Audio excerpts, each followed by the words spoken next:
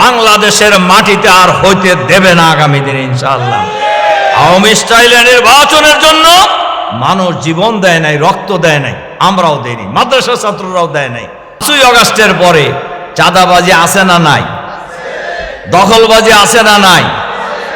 দুর্নীতি আছে না নাই? সন্ত্রাস আছে না নাই? খুনাখুনি আছে না নাই? এরা কারা করছে? এরা কারা করে? বাংলাদেশের কোন মাদ্রাসার ছাত্র শিক্ষক কি কোনো চাঁদাবাজির সাথে জড়িত হয়েছে? কেউ দেখাতে পারবে যে মাদ্রাসার কোন শিক্ষক, কোন মুতামেম, কোন ছাত্র কোন চাঁদাবাজির সাথে জড়িত, কোন দুর্নীতির সাথে জড়িত, কোন দখলবাজির সাথে জড়িত? কিন্তু এই কাজে যারা জড়িত, যারা অতীতে ক্ষমতায় ছিলেন, আবার যারা ক্ষমতায় যেতে চান, তারাই জড়িত। আমি তো কারোর নাম বলি নাই, কিন্তু এগুলোর সাথে এগুলো চলছে না। ওনারা বলতেছে যদি 5 তারিখেই বিপ্লব না হইতো তাহলে পরবর্তী কোনো 1 মাসে আমরা আন্দোলন করে হাসিনার বিদায় করে দিলাম। আমার আসলে খুবই আশ্চর্য লাগে। আমি কথা বাড়াবো না, আমাদের একটা মিটিং আছে। যিনি এটা বলছেন, শেখ হাসিনার পতন হওয়ার কথা ছিল 29শে ডিসেম্বর, মার্চ ফর ডেমোক্রেসি, মনে আছে কিনা আপনাদের?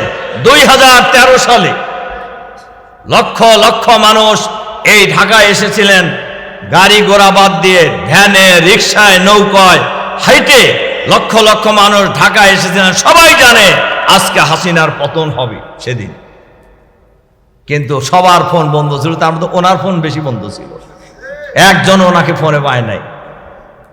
আমি ফজলুল সাহেবকে জিজ্ঞাসা করছিলাম যে আপনার লোক কই? ফোনেও তো কাউকে পাই না।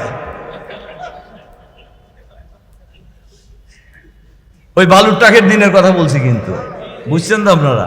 দেখ, ওগুলো আমরা বলতে চাই না কারুর ব্যাপারে। আমার কথা হলো, এই বাংলাদেশ এত রক্তের বিনিময়ে, এত জীবনের বিনিময়ে আমরা নতুন বাংলাদেশ পেয়েছি। এই বাংলাদেশের সুন্দরভাবে ঢেলে সাজানোর জন্য মৌলিক সংস্কার করতে হবে, মৌলিক সংস্কার করতে হবে, গণহত্যার বিচার করতে হবে। এই যে মানুষ আজকে যে খালিদ সাইফুল্লাহর বাবা এখানে বক্তব্য রাখলেন, উনিও চোখে পানি ধরে রাখতে পারেনি, আমরাও চোখে পানি ধরে রাখতে পারিনি। আপনারা এইগুলা ছাড়া যে আগাইতে চান, তো সাইফুল্লাহকে ফিরিয়ে দেন, খালিদ সাইফুল্লাহকে ফিরিয়ে দেন, যারা জীবন দিয়েছে তাদেরকে ফিরিয়ে দেন। আমি আমাদের মহানগরীর এক শহীদ পরিবারের প্রোগ্রামে আমি দেখছিলাম, একজন ইডেন কলেজের ছাত্রী বক্তব্য রাখতেছেন, তার ভাই শহীদ হয়েছে। সে ছিল একমাত্র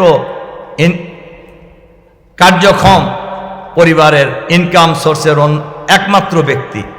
বলল যে বাংলাদেশের কোটি কোটি মানুষ যখন আনন্দ মিছিল করছে, তখন আমরা আমাদের কান্দে আমার ভাইয়ের লাশ নিয়ে যেতেছি আর কি। দেন, ফিরিয়ে দেন তাদের।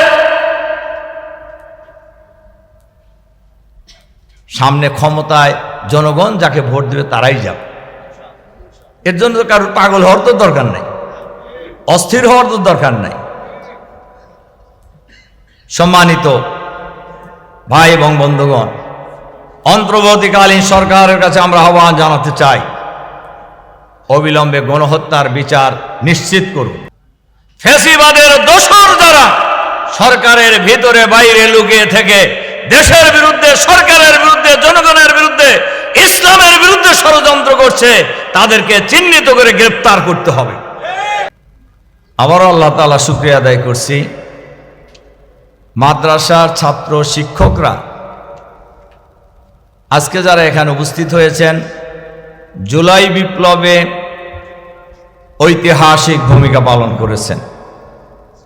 শুধু জুলাই বিপ্লবে নয়, যুগে যুগে, শতাব্দী শতাব্দীতে ওলামায়ে কেরাম বিভিন্ন আন্দোলন সংগ্রামী ঐতিহাসিক ভূমিকা পালন করেছেন। এবারের আন্দোলনেও আমার এখনো এই দৃশ্য চেহারায় ভাসছে। 5 তারিখে সকালে যখন, 4 তারিখে তো সারা দিন বলা যায় সারা বাংলাদেশেই police, BDR, RAB, Chhatra League, Jubo League, Awami League, মহিলা লীগ, আরো যত লীগ আছে না, পুলিশ তো বলছি, পুলিশ, বিডিআর, র্যাব, আনসার, এরা সহই 5 তারিখে সম্মিলিত আক্রমণ করেছিল বাংলাদেশের ছাত্র জনতার উপরে। আমি এই আন্দোলন আমার চোখের সামনে এখনো ভাসতেছে কি হচ্ছে ওই দিন। আলহামদুলিল্লাহ, বাংলাদেশের কোনো একটা পয়েন্টে এই বাহিনী ছাত্র জনতার সামনে এক মুহূর্তের জন্য কোথাও দাঁড়াইতে পারে নাই। তারা গুলি করে গণহত্যা চালিয়েছে, বেশিরভাগ মানুষ কিন্তু শহীদ হয়েছে 4 তারিখে।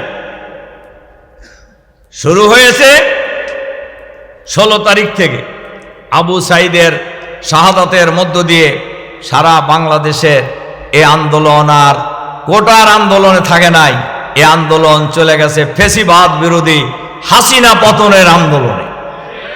এবং প্র্যাকটিক্যালি 4 তারিখের পরেই হিসাব নিকাশ অনেকটাই শেষ হয়ে গেছে।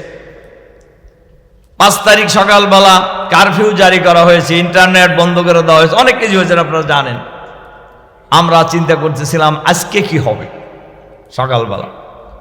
আলহামদুলিল্লাহ সর্বপ্রথম যে রাজপথে হাজার হাজার ছাত্র শিক্ষক নেমেছে সেটা ছিল মাদ্রাসার ছাত্র শিক্ষকরা যাত্রাবাড়ির এই এলাকায়।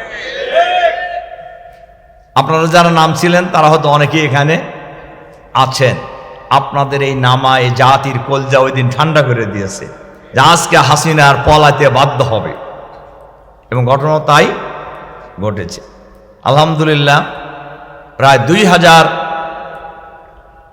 ছাত্র জনতার জীবনের বিনিময়ে, প্রায় 35,000 মানুষ আহত হওয়ার বিনিময়ে, লক্ষ কোটি মানুষের এই আন্দোলনে শরিক হওয়ার মধ্য দিয়ে হাসিনার বিদায় হয়েছে। আমরা নতুন বাংলাদেশ পেয়েছি। এখন বাংলাদেশকে নতুন করে ঢেলে সাজানো হলো সবচাইতে বড় প্রয়োজন ছিল।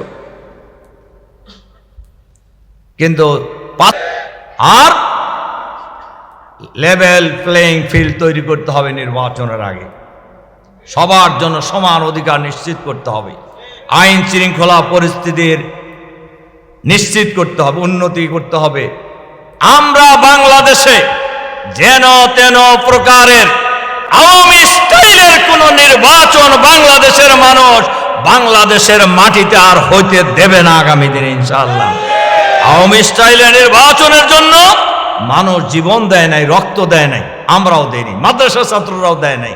এজন্য আমি আপনাদের কাছে যে আহ্বান জানিয়ে আমার কথা শেষ করতে চাই, আগামী দিনে নতুন বাংলাদেশ গড়ে তুলতে হলে, চাঁদাবাজ মুক্ত বাংলাদেশ গড়ে তুলতে হলে, সন্ত্রাস মুক্ত বাংলাদেশ গড়ে তুলতে হলে, নৈরাজ্য মুক্ত বাংলাদেশ গড়ে তুলতে হলে, দুর্নীতি মুক্ত বাংলাদেশ গড়ে তুলতে হলে, আধুনিক মানবিক ইসলামী কল্যাণের বাংলাদেশ গড়ে তুলতে হলে আলেম ওলামা, ইসলামী দল, ইসলামী ব্যক্তি, ইসলাম পছন্দ করে দেশপ্রেমিক সকল শক্তিকে ঐক্যবদ্ধ হতে হবে।